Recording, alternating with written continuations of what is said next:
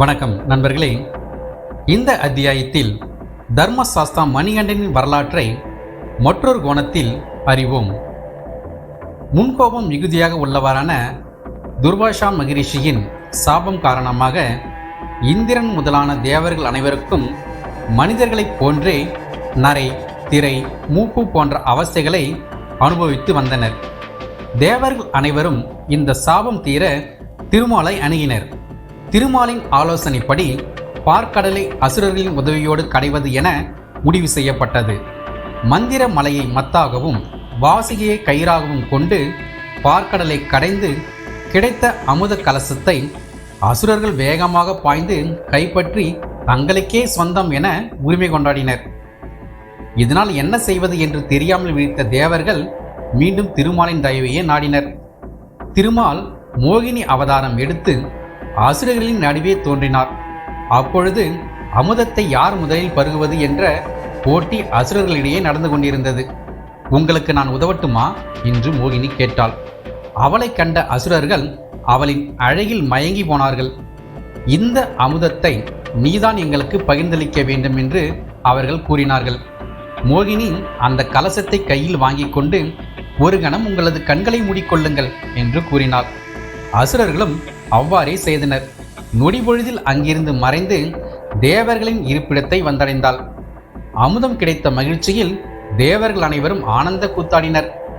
இந்த செய்தியை அறிந்த சிவபெருமான் மோகினியை காண வேண்டும் என விரும்பினார். இதனை அறிந்த மாயமோகினி சிவபெருமான் முன்பு தோன்றினாள். சிவபெருமானால் தன் கண்களையே நம்ப முடியவில்லை. அழகு என்றால் அழகு, அப்படி ஒரு பேரழகு! பெண்ணுக்குரிய இலக்கணங்கள் அனைத்தும் ஒருங்கே பெற்ற அவளை கண்ட சிவபெருமான் தனது உள்ளத்தை பறிகொடுத்தார். அவளின் மீதான மோகத்தின் காரணமாக அவளை கட்டித் தழுவினார். ஈசனும் திருமாலும் ஒருவர் மீது ஈர்ப்பு கொண்டு கட்டித் தழுவிய அந்த வேளையில் இந்த பிரபஞ்சத்திற்கு ஒரு புதிய விடியல் போன்ற ஒரு குழந்தை ஜன்மம் எடுத்தது. அதுவே ஹரிஹர புத்திரன். சிவ வைணவ பேதம் தவறானது என்று இந்த உலகிற்கு உணர்த்தவே சிவ விஷ்ணு ஐக்கியமாகி அதன் அடையாளத்தை உலகம் உணர வேண்டும் என்பதற்காகவே ஹரிஹர சுதன் ஐயப்பன் அவதாரம் நிகழ்த்தினார். இந்த ஒரு பிறப்பு மட்டும் அல்லாமல் உலகில் உள்ள அத்தனை ஜீவராசிகளின் பிறப்பிலும் ஈசனும் திருமாலும் இரண்டர கலந்துள்ளனர். ஈசன் என்பது அக்னி தத்துவம், விஷ்ணு என்பது ஜல தத்துவம், ஐயப்பனுக்கு பூதநாதன் என்ற பெயரும் உண்டு.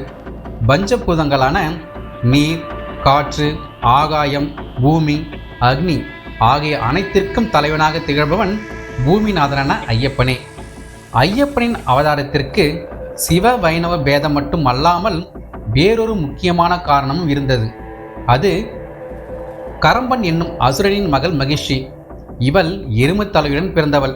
இவளின் தந்தையின் அண்ணன் மகனான மகிஷாசுரனை சண்டிகா தேவி வதம் செய்தாள்.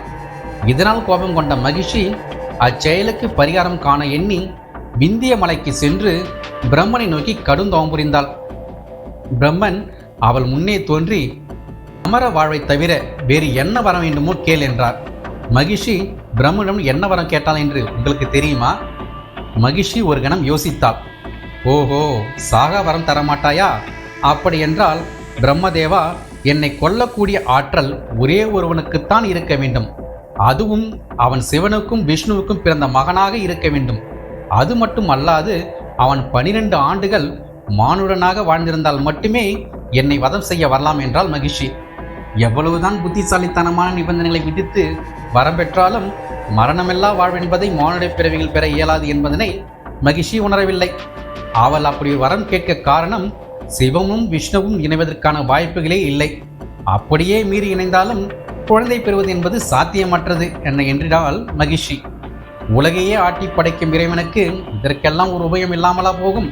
பிரம்மதேவம் புன்சிரிப்புடன் மகிஷி கேட்ட வரத்தை கொடுத்தார். இனிவரும் அத்தியாயங்களில் வரத்தை பெற்ற மகிஷி அடுத்து என்ன செய்தாள் என்பதனை அறிவோம்.